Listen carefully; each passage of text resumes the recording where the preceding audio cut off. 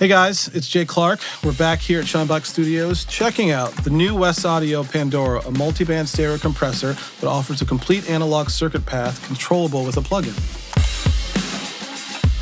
So today we're going to talk about multiband compression, what it is, and when you could use it. So I tend to reach for multiband compression when a source has a lot of dynamic range across the frequency spectrum, and I need to control it at different times. Now that's not always the case, but that is a big part of the case. You think vocals, you think bass, drums, anything where when a single band of compression would be too much, being triggered by, say, a lot of low end, a lot of high end, and you could get pumping or other artifacts that you're not looking for. We'll go over a few examples and I'll show you some options of how to use it. So now let's take a look at Pandora and go over the controls. So the Pandora is a 3-band multi-band compressor and saturator. So starting up here, we have the threshold. You have your ratios. Here you have your output level, as well as a push to solo the band. We'll go over that a little bit later. But this is something you don't see on hardware, where you can solo the individual band and listen to it. Here we have 2 THD modes. Medium is a light saturation. I believe it's similar to the THD on some of the other WesAudio devices, but tuned specifically for this.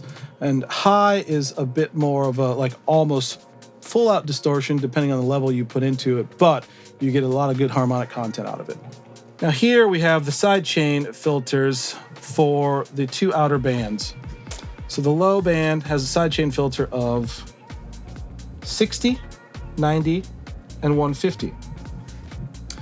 And then you have your crossovers for the low to the mid, from the mid to the high, and the sidechain for the high band, which is 3K, 6, and 9. Down here you have your wet-dry blend.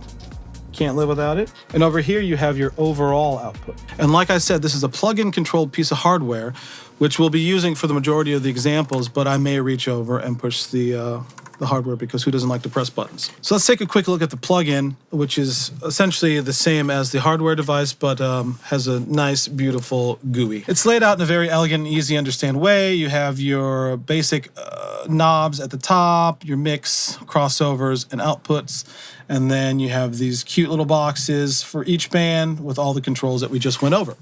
Last time we met, we were listening to an artist named Fiona Silver, and I hinted at a new project called Loop, or Life on Other Planets. I happened to be in the middle of a mix, and for this demo, I thought, why not just toss this on and do what I call the holy trinity of WesAudio, which is the NG Bus Comp, the NG 2BQ, and now the Pandora. So now let's take a listen, and then we'll get into some examples.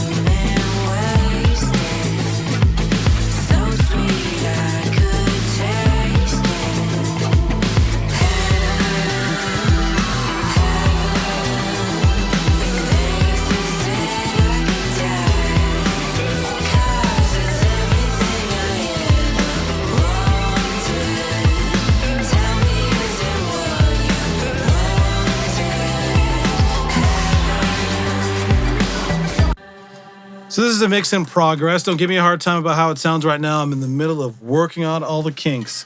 But, hey, let's see if this piece of hardware can help me. And the cool thing about this, it's kind of an all-in-one tool. It's a saturator, a compressor, and an EQ, and you can use all those things at the same time, which is rare in a lot of hardware. So let's check out the drums.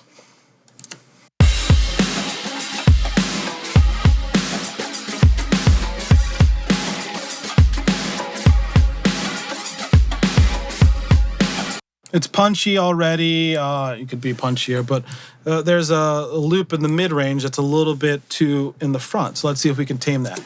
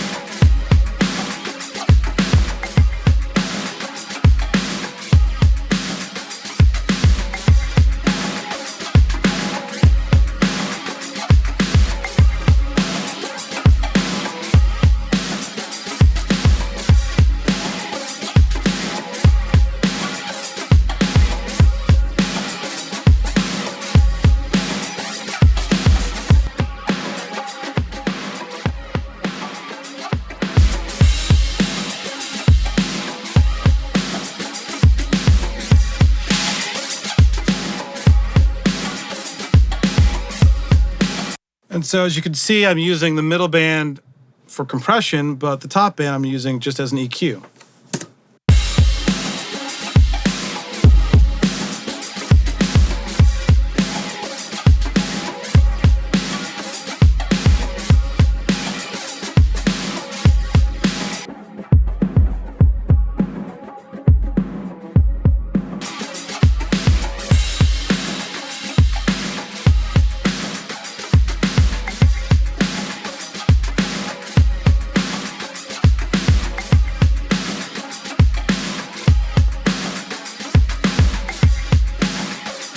It's a little more control, a little more balance. It's actually a little bit punchier in the low end. I like it a lot. Let's play around with the THD and see what we can get from that.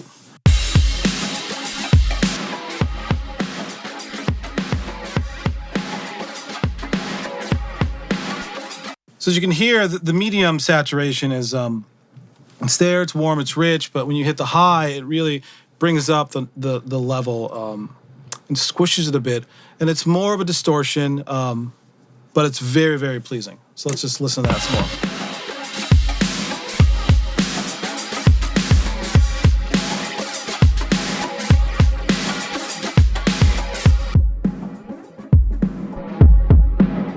You can really hear it in the low end. Now that's good distortion, right? In low frequencies, that's good distortion. That's gonna fatten up things. You may not want that much, but as always, you can blend it in.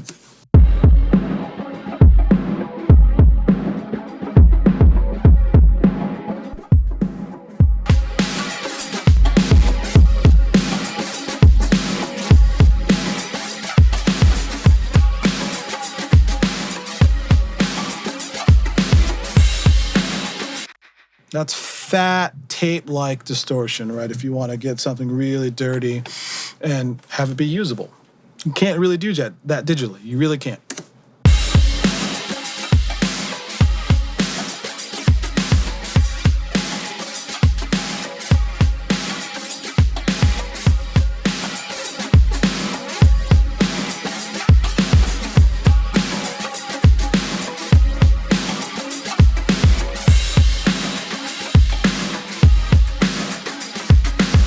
Let's check this out in the mix and see what it's doing.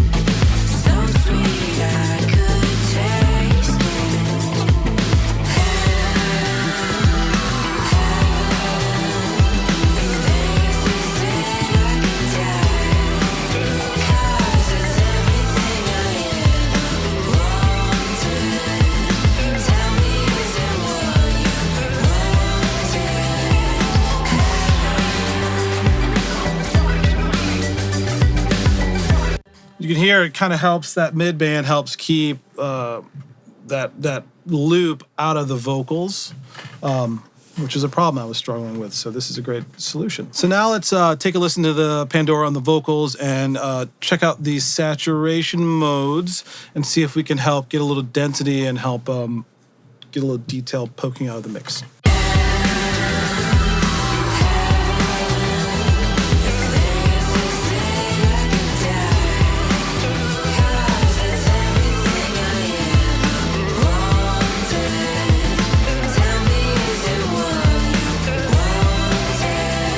I mean, instantly, I'm just clicking the medium or high band, and you could hear like the vocals push to the front a bit more, but in a very good way. It's just a little bit warmer, a little bit cleaner and clearer, but without making anything harsh. Let's see if we can refine it some more.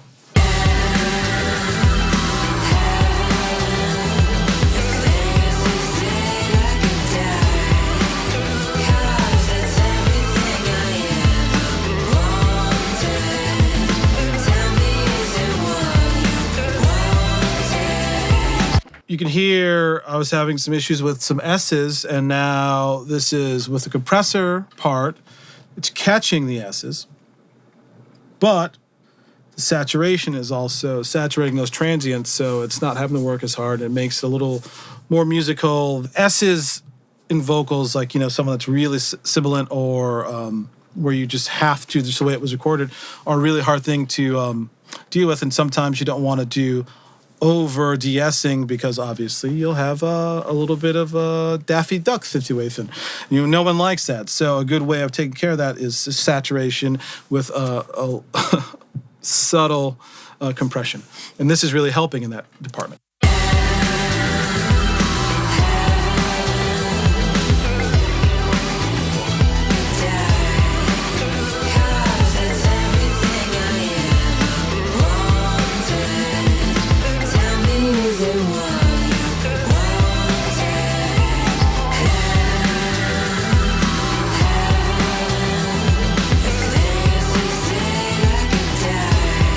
It's the same thing for this, the saturation in the low band. Like with her voice, there's not a lot that I would want in this track in the lows, but this helps make it a little bit richer without, being so dynamic and getting in the way of other things. I actually really like it a lot. It's a great tool.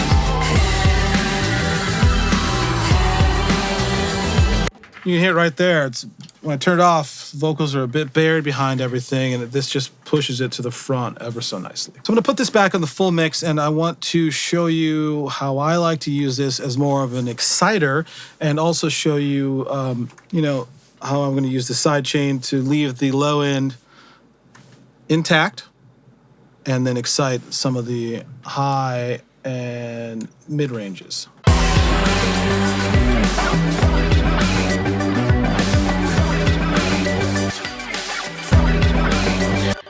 See, now this is an example where I just want to play with the hardware.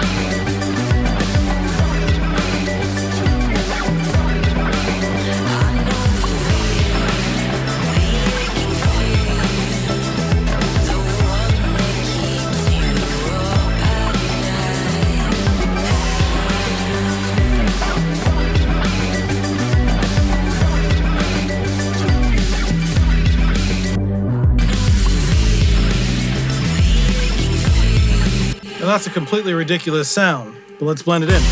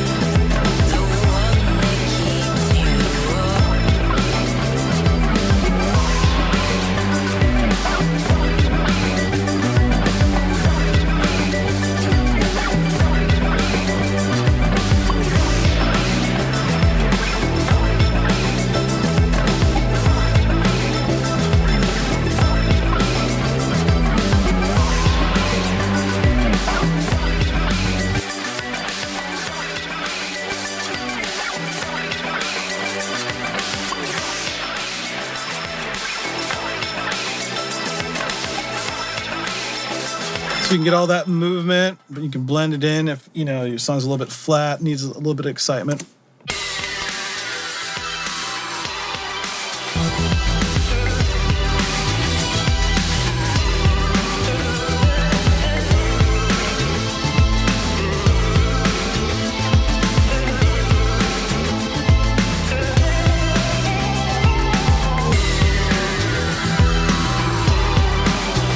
It's also tighten up the low end a lot. Let's play with the sidechain filter and see what we can do with that.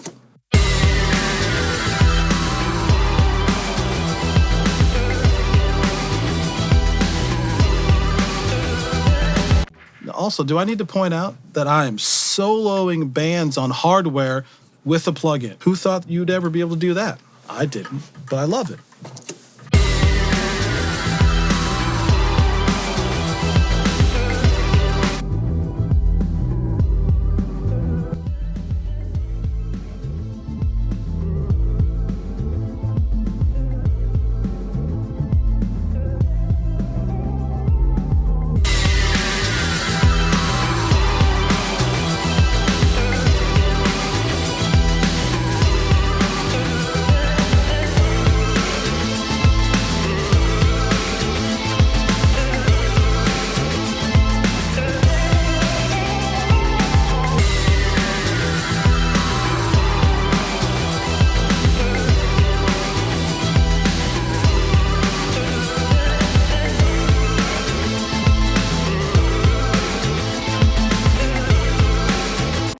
Just adding a little bit of movement and sparkle to the whole thing, and it sounds really cool. Let's try just a basic setting on the whole mix and see if we can just, you know, use this to nudge everything into place. Full wet, see what we can do.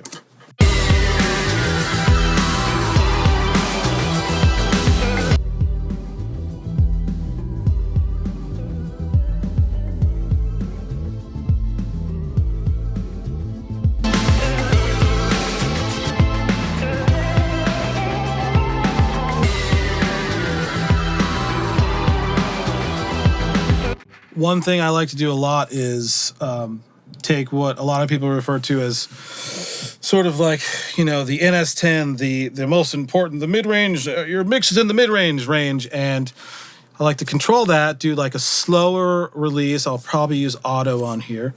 Just ride that, and then you can push it up and down and kind of find where that's, you know, all the good meat, the stuff that really makes a song stick out and translate in a lot of places is being controlled, and you can find the sweet spot for it.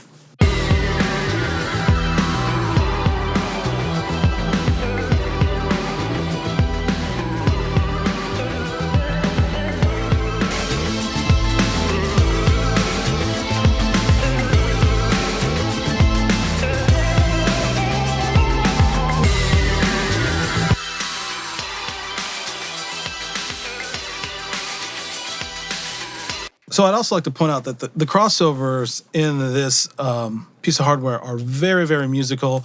I'm not 100% sure. I believe it's either 6 or 12 dB per octave, but when you listen to this,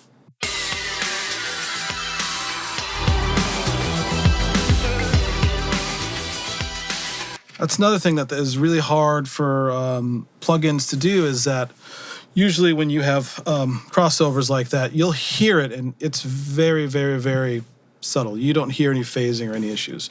But let's focus in on the high end.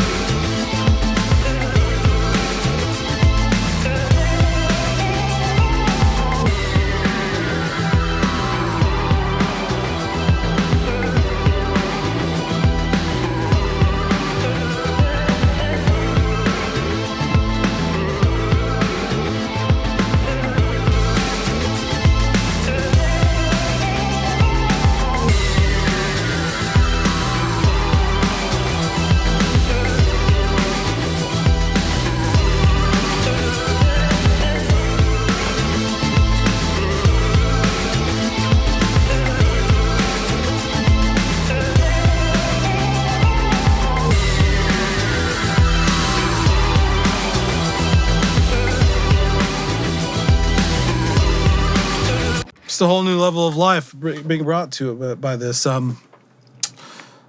really like it. I really like it a lot. So those are some real world examples of when you might want to use multiband saturation and compression. And as you can tell, and as you know, because I'm here, I really love this stuff. I love the recallability. I love the sound. And it is the absolute future of analog gear. We also have another one of these coming on the NG2 BQ, which is an amazing piece of gear. Make sure to subscribe and look out for that. We'll also have links to socials and to the tracks that you heard down below. So check those out as well. Thanks for watching. We'll catch you in the next one.